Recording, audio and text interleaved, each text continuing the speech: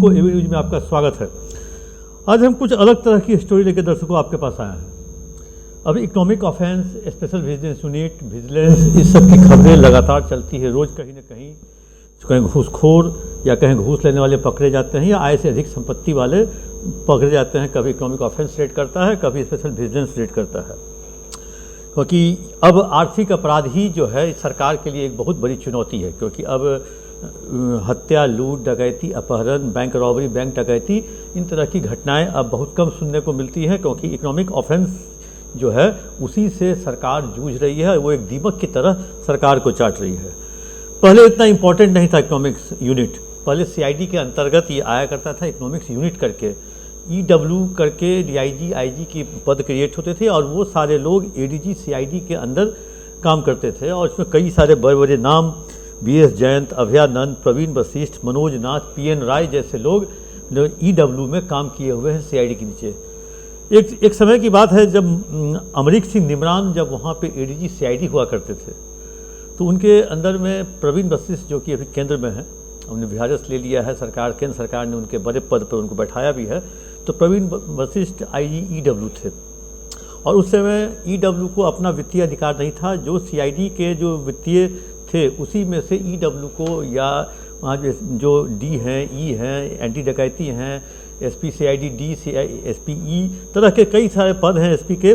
तो उन सब को उसी में से कुछ कुछ वित्तीय कहें जो सहायता नहीं कर सकते हैं, जो उनके फाइनेंशियल पावर नहीं था। वैसी स्थिति में ईडब्ल्यू को कुछ स्टेशनरी की दरकार थी और कुछ और उनको कुछ और काम के लिए उनके पास फंड नहीं थे। उसके लिए उन्होंने एक फ़ाइल बढ़ाई एडीजी सीआईडी के पास, जो कि अमरीक सिंह निमरान हुआ करते थे।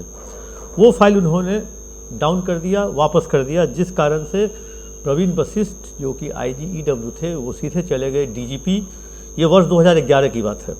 डीजीपी अभयानंद के पास, और उन्होंने कहा जो इस तरह से परेशानी हो रही है, अब इकोनॉमिक ऑफेंस का जो हम आईजी हैं, जब मेरे पास वित्तीय अधिकार नहीं है तो कैसे काम होगा। एक कागज़ कलम और कार्बन के लिए, स्टेशनरी के लिए अगर हमको फाइल बढ़ानी पड़ेगी, उसका अनुमोदन लेना पड़ेगा, तो वैसी स्थिति में काम करने में यहाँ बहुत परेशानी होगी।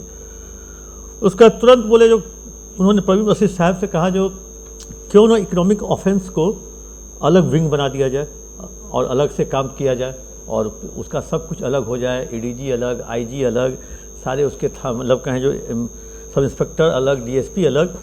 वो तुरंत आनंद फानंद में उस समय कहें जो उस समय अपराध पर रोकथाम के लिए और अभयानंद एडीजी हेडक्वार्टर रहते हुए कन्विक्शन उन्होंने काफ़ी करवाया था और कन्विक्शन की मॉनिटरिंग खुद वो करते थे।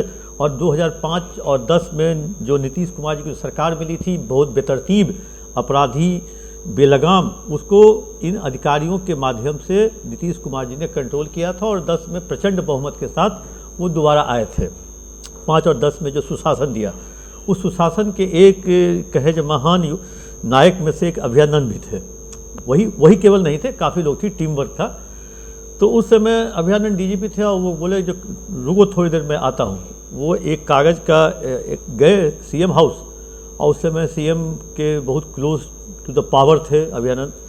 गए और शाम तक कहें 1 पेज का नोटिफिकेशन लेते ही आए, जो उन्होंने इकोनॉमिक ऑफेंस के लिए अलग यूनिट के निर्माण की सरकार से कहें जो एक आदेश भी, सरकार से एक आदेश भी ले लिया।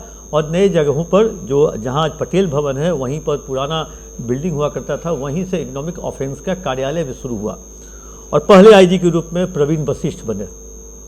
प्रवीण वशिष्ठ वहाँ पे 1 दिसंबर 11 से 23/6/14 तक रहे। उसके बाद लगातार 14 से 21 तक गंगवार साहब लगभग रहे।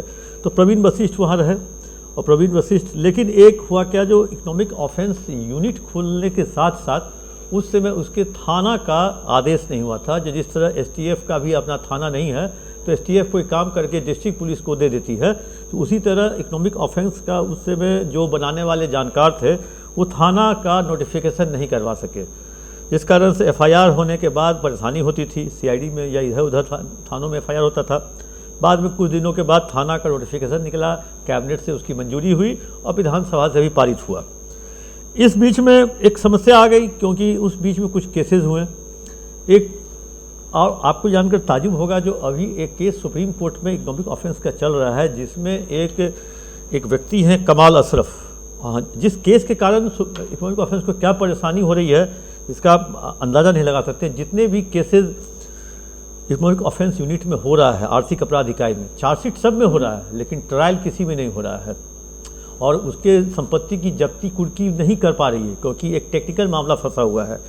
एक व्यक्ति है, उन पर डीए केस हुआ था 2013 में, केस नंबर भी था मेरे पास 23/13 और ये सब रजिस्ट्रार थे। इन पर केस होता है और इकोनॉमिक ऑफेंस में कमाल अशरफ केस, इन पर चार्जशीट होता है, इनका निलंबन भी होता है, बाद में इनका डिसमिसल होता है। पहले हाई कोर्ट में केस करते हैं जो उन्होंने उस थाने के कहें जो उसके अधिकार पर ही बात उठाया। जब थाने का नोटिफिकेशन इकोनॉमिक ऑफेंस के साथ नहीं हुआ तो ये थाना में दर्ज होने वाला सारा एफआईआर फर्जी है या गलत तरीके से एफआईआर हो रहा है, इस थाने के दर्ज होने वाले एफआईआर को क्वैश किया जाए। कई वर्षों तक केस चला, लगभग 5 वर्षों तक हाई कोर्ट में केस चला। हाई कोर्ट ने कमाल अशरफ के उस पिटीशन को, उस आवेदन को रद्द कर दिया। कमाल अशरफ कहाँ मानने वाले थे, चले गए सुप्रीम कोर्ट। सुप्रीम कोर्ट में गए, वहाँ भी लगातार 18 से लेके आज तक कहीं 26 तक वो मामला चल रहा है।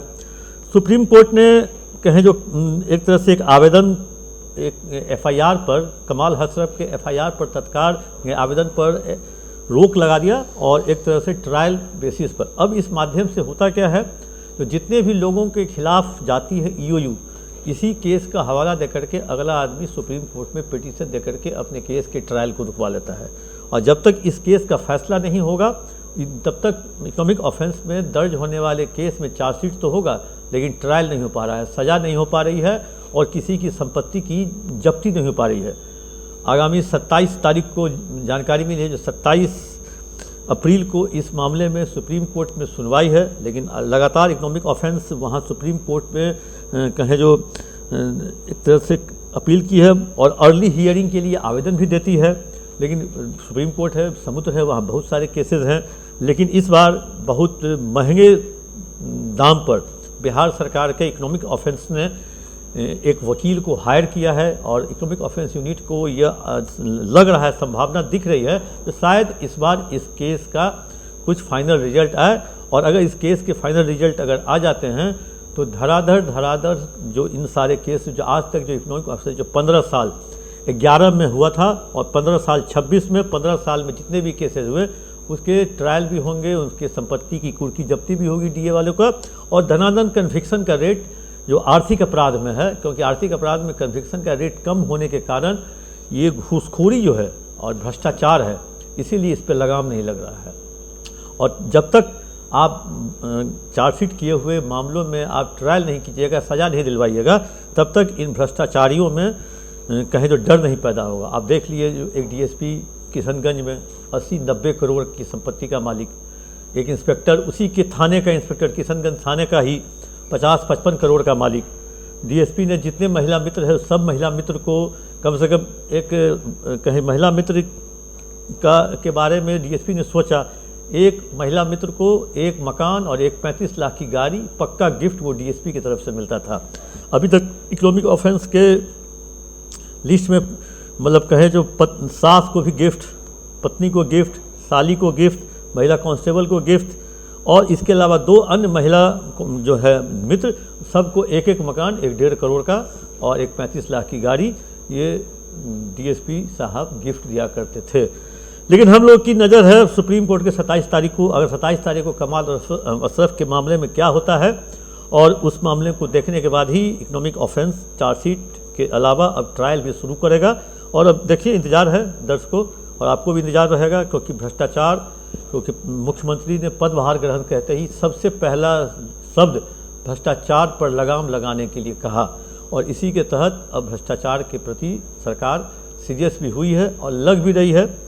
लेकिन ये ऐसा कैंसर है जो समाज से बहुत जल्दी निकलने वाला नहीं है। दर्शकों, दीजिए इजाज़त, आप अपना कमेंट बॉक्स में जाकर जरूर दें।